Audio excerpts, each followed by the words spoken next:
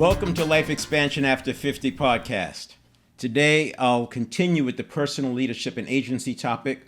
Now, both of these are needed to step into self-actualization. I believe that moving into self-actualization can be more difficult for the person over 50. A couple of easy reasons. One is that we have more than 25 years of adult life to further ingrain our habits, both good and bad. By the way, a person 50 most likely has more than half their adult life ahead of them, so it makes sense to lean into doing something about this. The second reason is when we went to school, we didn't learn about neuroplasticity and how the network of neurons interact with the conscious mind. I don't think I even heard about cognitive biases until the early 1990s, and it certainly didn't become a mainstream topic until years after that. Now, I'm not suggesting it was unknown. Certainly they were talking about it in the research labs, and scientists, etc., were covering it. Only that I don't recall hearing about it before then, certainly not in school. A part of my objective with Life Expansion After 50 is to give people the ability to make it accessible to change habits. It's actually a strategy of replacing them as opposed to breaking them, and to put this in reach of the everyday person. It's up to the person if they want to use it or not, if they want to lean into it. But as I said, with more than half our adult life ahead of us, it makes sense to get a handle on this. We've all heard the statement that 95% of everything we do is done by habit. Some variation of that I'm sure you've heard. I don't think that's going to change. The challenge is that habit, most of it was formed from age 0 to 7 as we get this download that's designed to help us survive long enough to procreate. Well, clearly, the world we're living in today is very different than the world we lived in when we were 7 years old. I'd also like to think that we're dealing with the brain that's in some cases over several million years old. Even on the lower end, the newest parts of the brain, let's say they're a few 100,000 years old. Point is, it's not going to change very soon, but you can also see the way the brain is structured and the way the unconscious gets downloaded with the habits, if you will, or the conditioning. It made sense in an agricultural society. Right? I mean, farming is farming, and it's going to be the same year after year. It doesn't change very much. It did, even in the industrial age with the assembly line, it didn't change very much, which is why they were able to put kids in school and organize the school system, at least in the U.S., around getting them ready for the assembly line. It made sense that we had that download until recently, when you have technology doubling every 18 months, and that's been going on since 1970 or so. Advances have maybe slowed down from sheer chip size. We're certainly obviously seeing things with virtual reality, artificial intelligence. You've seen the deep fakes. And so it's just going to keep going. And now you have robotics and technologies driving the robotics. My point is, things are changing so rapidly that this conditioning that started at age 0 to 7, it's not the right thing that we need today. And that's why I want to make this accessible. That's why I want to shine a light on it. And then as a person who's over 50 years old, you get to choose if you want to live the next 50, sort of like the red pill, blue pill, right? Do you want to live the next half of your adult life just surviving, or do you want to look at thriving? And I think that when you look back on your life, the regrets have more pain than the things we went after and maybe didn't accomplish. Before we had a prefrontal cortex, say 15 to 19, because the prefrontal cortex starts forming around 19, fully forms at 27. Before 19 years old, we just tried stuff. Imagine you can picture kids practicing a skateboard trick over and over and over. They don't frown, they don't get upset, they don't throw things when it doesn't work. They just go back and do it again. They get hurt, they come back, cast on their arm. They're still trying the trick. After the prefrontal cortex, and we have the self-control and the judgment and the risk aversion, now, and that's about 27, we push on that still because we're trying to recapture that vibrancy of the youth somewhere around 30. And it's obviously it changes, I'm generalizing, but somewhere around 30 or so, we start shying away from mistakes. And then mistakes become failures. And because of the way the unconscious works, it gets stacked up, and then these learning experiences, is what they really are, become these massive failures that are like the end of the world. And people catastrophize, and it goes on. And that's a whole nother story, but I think it's tied into why sometimes when people are over 50 and start talking about purpose and self-actualization, they say, whoa, nah, come on, man, I'm done. The other reason I think is because they link it to work.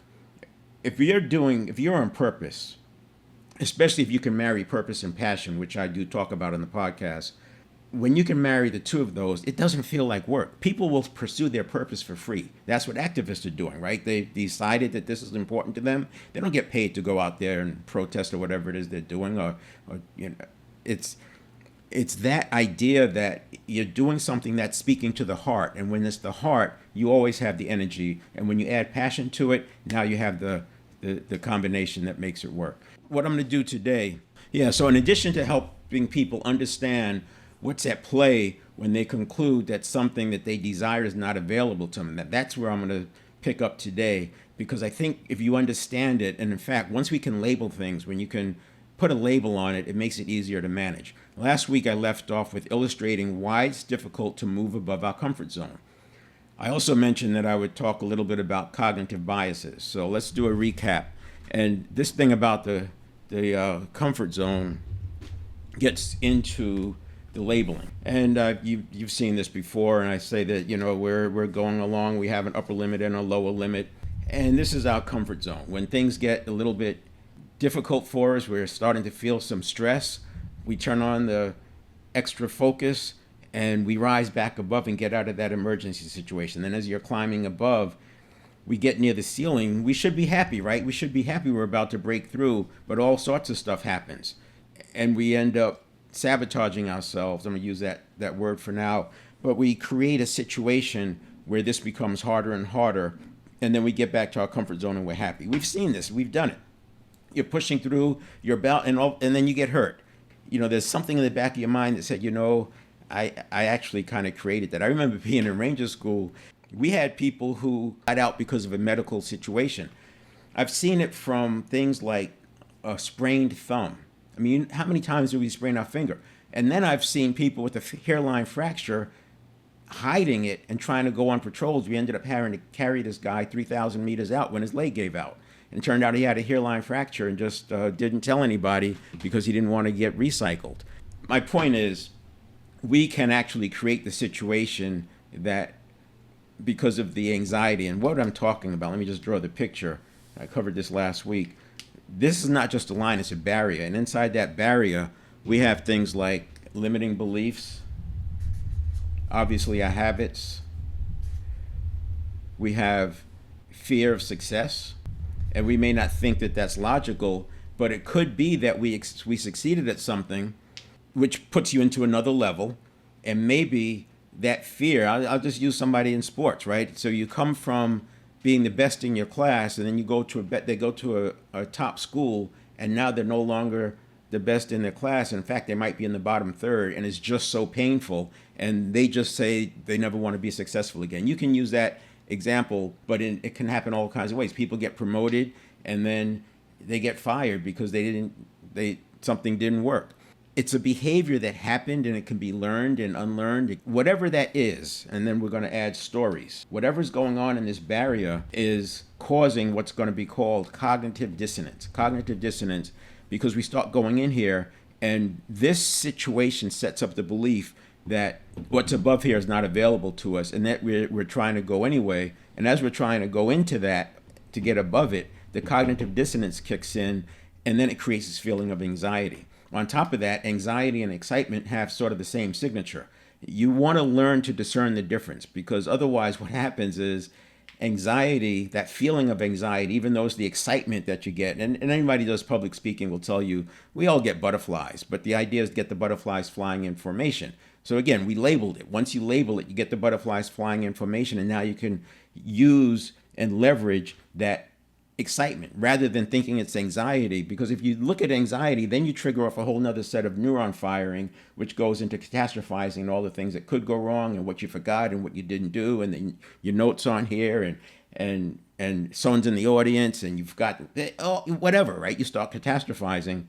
because you perceived the cognitive dissonance as anxiety, and so you started looking for what could be wrong. And the unconscious is wonderful about answering our questions, even though it doesn't have an answer. It's going to give you an answer. And if you say, what's wrong? Why am I feeling anxious? Oh, because of this, because of that, because you dress funny, because, and all this stuff comes up. Next thing you know, you've got this anxiety. The other challenge, it's beyond the scope of today, but when I talk about emotional area in the 7 fitness areas, we talk about how you don't want to use the word anxiety. You want to actually label it to one of the 8 emotions, things like disappointment, embarrassment, vulnerability, sadness, shame, frustration, anger. Because by doing that, you're taking it out of anxiety. See, anxiety, so many things can cause us anxiety, and anxiety has so many anchors and triggers in us that once you think about anxiety, the floodgates open. So one is understanding the difference between anxiety and excitement. And then 2 is labeling the feeling, actually labeling it. Again, it's beyond the scope. We talk about that in the emotional area, but you get the point about getting above this line. And when you do finally get above the line, then you have a new problem because it's totally unfamiliar. And the unconscious doesn't like the unfamiliar because it perceives it to be a threat. And that threat causes more, quote unquote, discomfort, which can be interpreted as anxiety. And we actually have to get very good at agency. See, when you're here and you're running 95% by habit, the habits that you've been living with and working with for years, it's very easy to just wake up and play out the program. But when you get above here, those habits that you learned, the conditioning that you learned from 0 to 7, it doesn't serve you. I covered that at the beginning, right? We've got a 0 to 7 that happened in the 60s or the 70s. We didn't even have computers in homes. We didn't have scientific calculators where you could figure out net present value in your hand until later in the 70s. We were still using slide rules in engineering programs in the early 70s, late 60s. We didn't have access to what we have today. So the 0 to 7 conditioning, that got us ready for a life that we're not living. But even if it did, even if this was proper, I would still say once you've lived your adult life, you lived half your adult life and you're stepping into self-actualization, you now have to think differently. You're living a different paradigm. That's why I talk about be, do, have. We want to shift from have, do, be to be, do, have, because we have to become the person who can thrive in this what was unfamiliar and realize that it's not so much that it's unfamiliar, it's that it's the field of infinite possibility.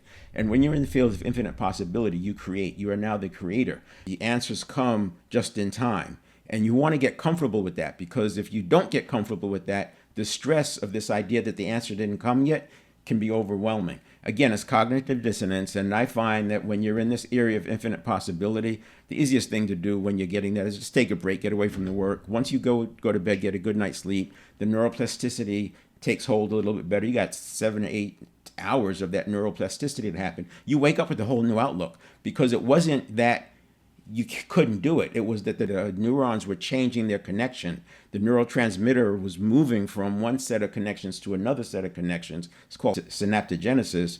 And that cognitive dissonance, as I said, feels like anxiety. Then you start looking for what's wrong and you think you made a mistake.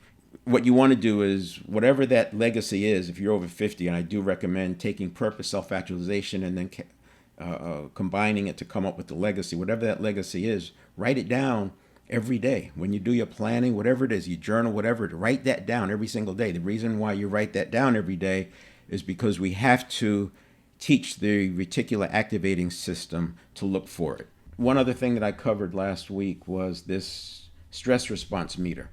And if you have this stress response meter, we can say that we have this green zone down here where the stress response is so low, it's very easy to deal with it. And then we have this zone up at top where it's totally triggered. And we've seen videos of people, YouTube, whatever social media platform, and you can see them being triggered. Their voice gets high and they're just freaking out, and there's no rational conversation. Even the things that are coming out of their mouth is not rational, because they're stressed. It's in that red area, and when you're in this red area, it's survival reaction. That survival reaction is often not the right thing to do because it's out of stress. The other thing that happens when you get into that higher level of stress response is your vision closes in.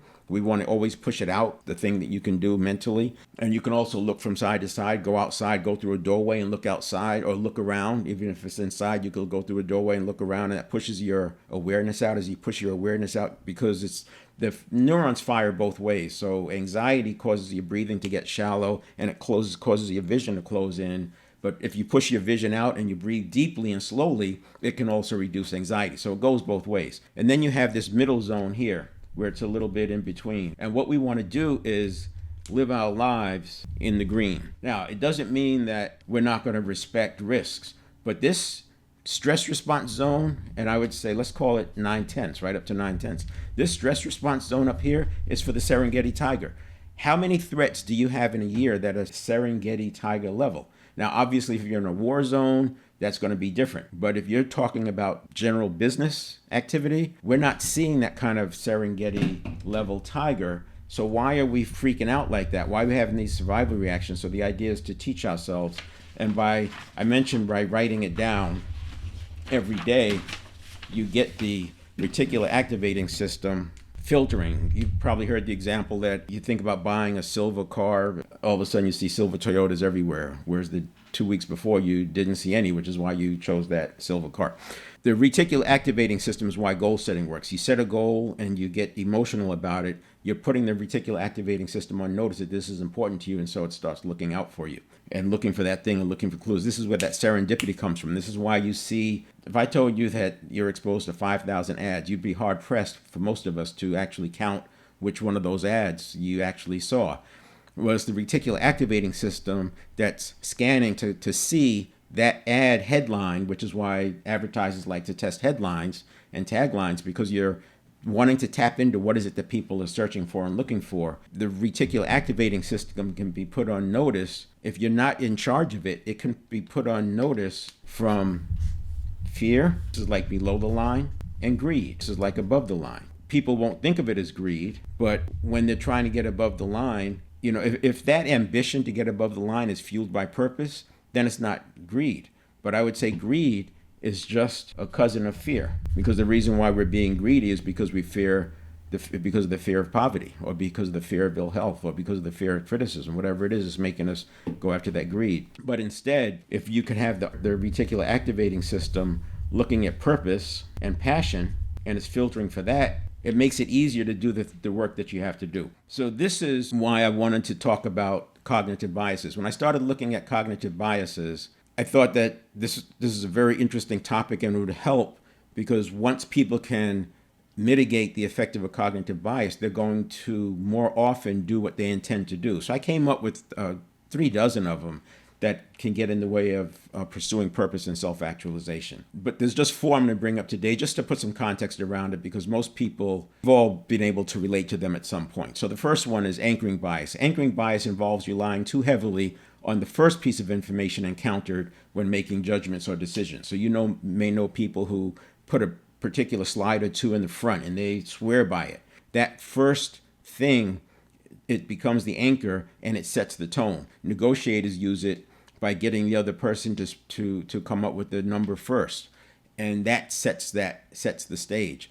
The other thing, though, on the flip side, is like the recency bias, which is recency bias refers to the tendency to give more weight to recent information or experiences when making judgments or decisions. So I put these 2 in there because it makes the point that cognitive biases could be opposed to each other. It's just what we're susceptible to. So all 36 cognitive biases that I talk about, that I went through, I'm not suggesting that the average person is going to experience even a quarter of them.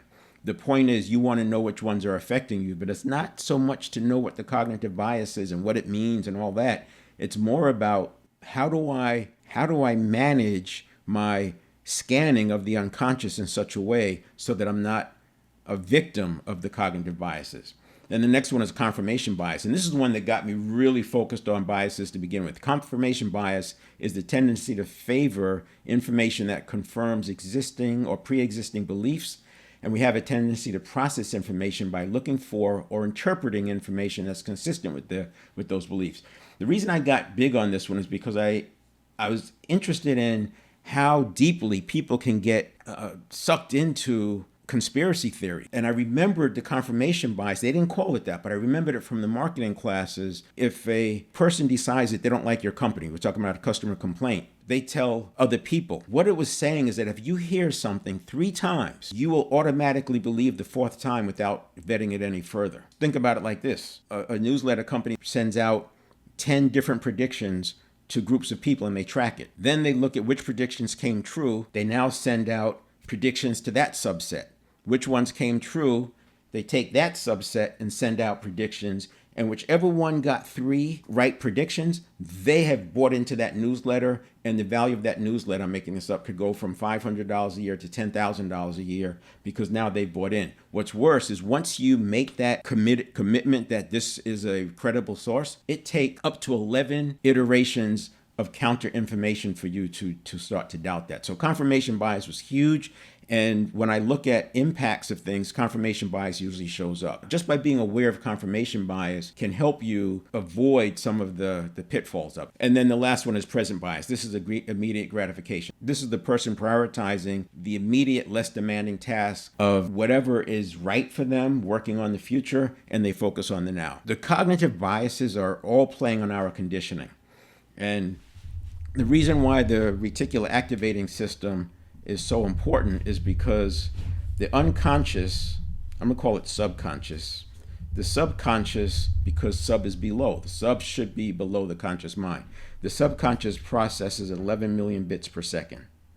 To put that in perspective, in 1 second, the unconscious can process the equivalent of 275,000 pages. That means in 1/100th of a second, you're talking about 275 pages of information. That's fast.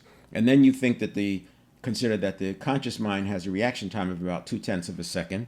And by the way, the conscious mind processing is about 50 bits per second. So it's not even in the ballpark. By 2/10 of a second, the subconscious is already into 2 million bits, right? 2 million bits already by just 2/10 of a second when the unconscious mind is just coming online. So this is why we want the RAS working for us. So when I say we're going to put automaticity working for you, this is what I'm talking about. We're going to set the reticular activating system up so that it's filtering based on what you want, not the greed and fear, but the purpose and the passion, because that's well thought out. It's well thought out by the conscious mind. And then what we're also going to do is neutralize some of the cues that come in and cause us to take action when we shouldn't be taking action. This is that triggering. We want to reduce the incidence of triggering, drastically reduce that.